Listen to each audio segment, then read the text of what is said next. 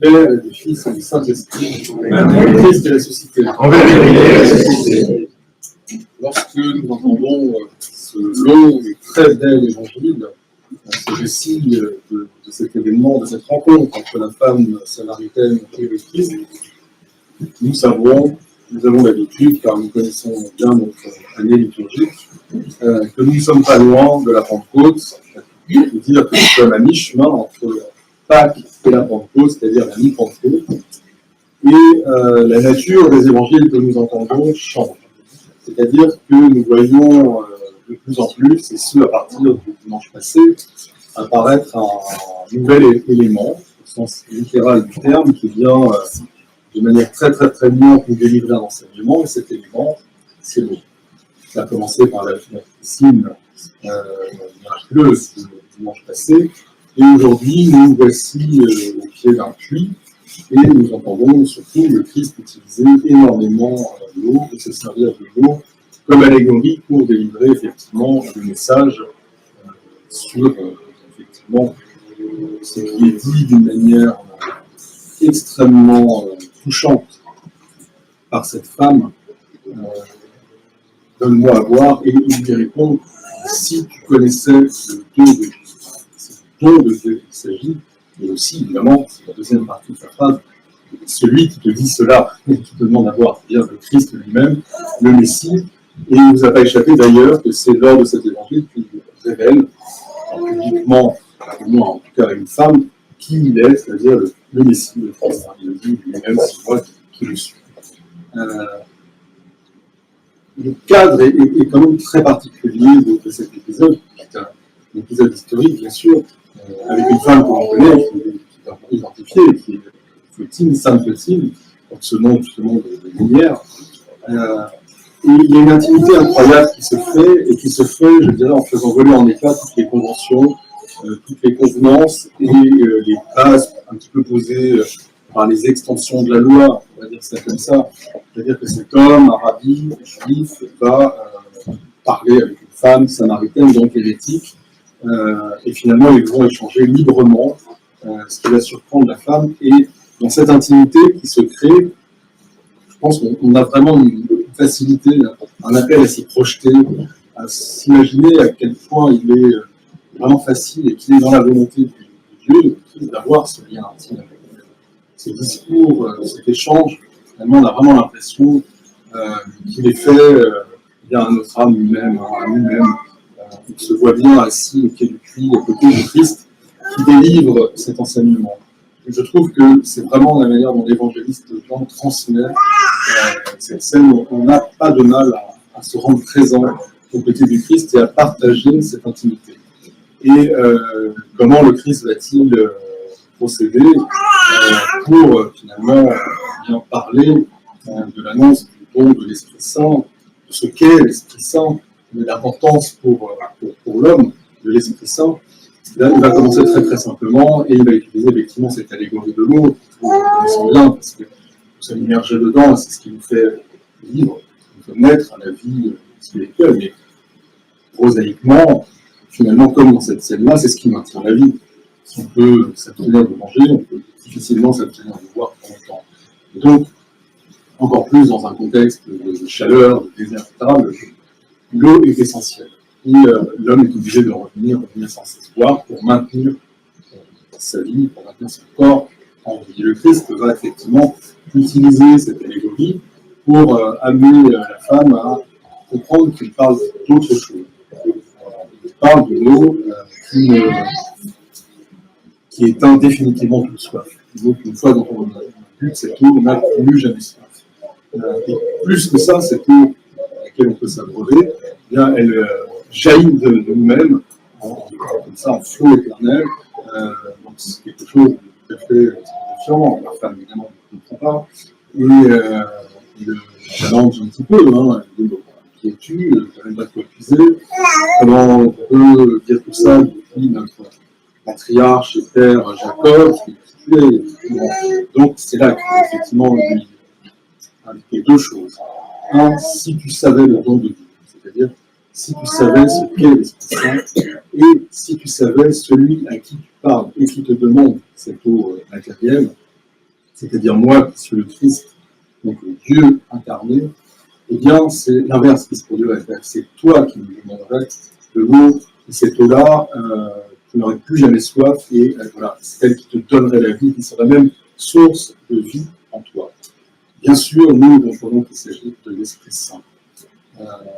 L'Esprit Saint qui est véhiculé par cette image, cet Esprit Saint de Dieu qui finalement fait que nous n'avons plus rien à chercher derrière.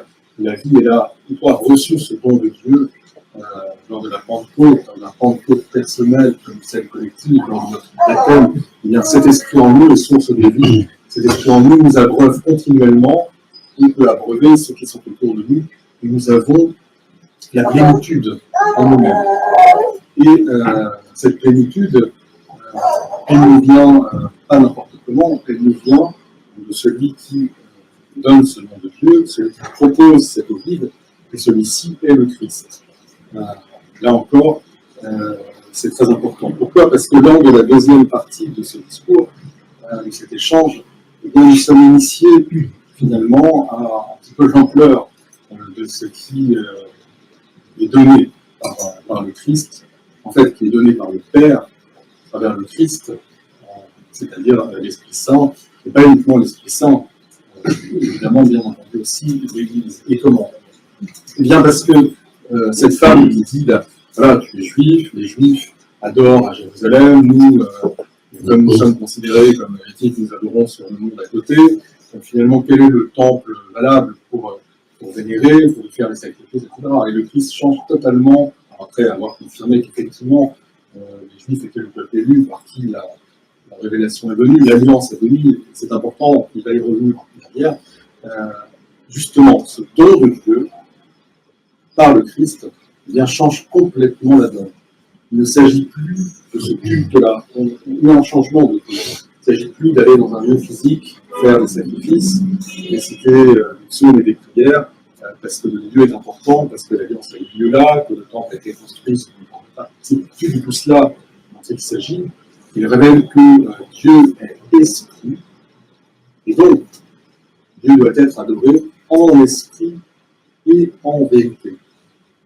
On dit c'est plus quelque chose de spatial qui a lieu, mais nous avons ces deux indications. En esprit, bien entendu que par la venue de l'Esprit Saint, dans le don de Dieu dans l'homme, c'est dans cet esprit lui-même que Dieu va être adoré. Alors, évidemment, pas n'importe quoi, nous savons ce que produit l'Esprit Saint. Saint Isaac le Syrien en parle abondamment. Lorsque l'Esprit Saint entre dans l'homme, véritablement, que l'homme accueille véritablement l'Esprit Saint, l'Esprit ne peut pas cesser de le faire prier. Il prie lui-même dans l'homme, et finalement, que ce soit lorsque nous prions consciemment, ou dans n'importe quelle activité de l'homme vivant, en fait, qu'il soit éveillé ou endormi, chaque chose de son être, c'est ce qu'il dit, est une motion divine, une motion de l'Esprit Saint. Chaque chose, chaque mouvement, chaque battement de cœur, chaque respiration, chaque pensée, chaque geste, volontaire ou pas, eh bien, est la prière même. Parce que l'Esprit Saint prie sans cesse dans l'homme pour que les choses se font directement. Évidemment, tout là dans l'esprit qu'il s'agit, et en vérité. Qu'est-ce que c'est en vérité? Là, nous savons aussi que la vérité, c'est pas quelque chose. La vérité, c'est quelqu'un. La vérité, c'est le Christ. Donc, en esprit, dans l'Esprit Saint et en vérité, c'est-à-dire finalement dans le Christ, et comment? Ben oui, le Christ est ce nouveau temple, c'est-à-dire nous devenons, par ce don de Dieu dans le thème, mort de la résurrection du Christ, bien sûr, membre du corps du Christ. Et en tant que membre du corps du Christ, donc, nous sommes agrégés dans ce temple de l'Esprit Saint qu'est le Christ. Et dans ce temple de l'Esprit Saint qu'est le Christ lui-même, nous pouvons arriver à le faire véritablement, et c'est de ce culte-là qu'il s'agit. Alors, ça ne veut pas dire uniquement, bien sûr, nous sommes à devoir prier dans notre forme intérieure sans cesse, non, et aussi la communauté qui est la communion des saints, c'est-à-dire nous-mêmes, qui est l'Église, mais dans n'importe quel lieu, c'est plus le lieu qui compte, effectivement, c'est le corps du Christ dans lequel repose l'Esprit Saint priant. C'est ce culte-là qui nous est révélé, qui va avoir lieu par le don de Dieu, et qui nous permet d'adorer effectivement le Père dans l'Esprit Saint et dans le Fils. C'est assez extraordinaire comme révélation, et ça se fait vraiment par des mots très très très simples. Alors on ne perçoit évidemment pas tout. Il y a cet épisode un peu étrange, effectivement, du mari qui peut dire pourquoi Christ, à part pour montrer qu'il sait des choses, que donc effectivement il est prophète, il peut faire passer son enseignement. Il y a cette histoire des Saintes Marie, c'est un peu compliqué. Alors il y a deux niveaux, il y a beaucoup d'autres, évidemment, je retiens deux niveaux. Le premier niveau, on va dire un peu ascétique, parce que malgré tout, et nous savons, ce que je disais, pour aborder l'Esprit Saint qui est en nous, malgré tout, il faut quand même une ascèse. Pas encore tout à fait dans le temps de l'ascèse, mais on nous l'annonce à nouveau, et nous savons d'ailleurs dans la prière pour Céleste, nous demandons aussi, prière dans on nous demandons aussi la purification. Eh bien, le Christ met cette femme qui désire le don du Christ, c'est-à-dire le don de l'Esprit Saint, devant sa vie telle qu'elle est, une vie qui n'est pas exempte de péché, d'une certaine complexité, on va dire, dans son existence, pour lui permettre de s'en repentir et de recevoir dignement, c'est en fait que ce mot que c'est vraiment oublié, le don du Christ et de l'Esprit Saint. À ce niveau-là, le niveau ascétique, nous permet nous aussi de repentir pour accéder à l'Esprit Saint. Et il y a un autre niveau qui est un peu plus complexe, c'est Saint Maxime, le professeur, qui le détecte, qui en parle le plus clairement dans les questions intéressantes dans ses ouvrages. Et il explique qu'en réalité, là, on nous projette cette femme qui existe, effectivement, représente l'humanité là où on en est. Le Christ vient au pied de Jacob, c'est-à-dire il vient s'abreuver à la source la plus ancienne de la tradition, et c'est Marie, au nombre de 5 finalement, cette femme qui est notre âme, qui est nous-mêmes, représente toutes les alliances de Dieu avec son peuple, à travers effectivement l'histoire sainte telle qu'elle nous est ramenée dans la Bible. Et le Christ souligne effectivement chacune de ces alliances était part, auparavant, mais que finalement aucune n'avait la possibilité finalement de pleine transmission de Dieu, de l'Esprit Saint, et aucune ne pouvait étancher définitivement cette soif. Et que seul, effectivement, la venue du Christ au sein de cette tradition, instaurant ce culte en esprit et en vérité, allait pouvoir sauver, pas d'autre mot, l'humanité, en lui donnant tout ce dont il a besoin pour la vie. Voilà. Le point de pivot à cette Pentecôte que nous propose l'Église, à travers cet enseignement, cet échange merveilleux du Christ et cette femme samaritaine, auquel nous pouvons vraiment beaucoup nous associer. À notre Dieu soit honneur et gloire, au siècle des siècles.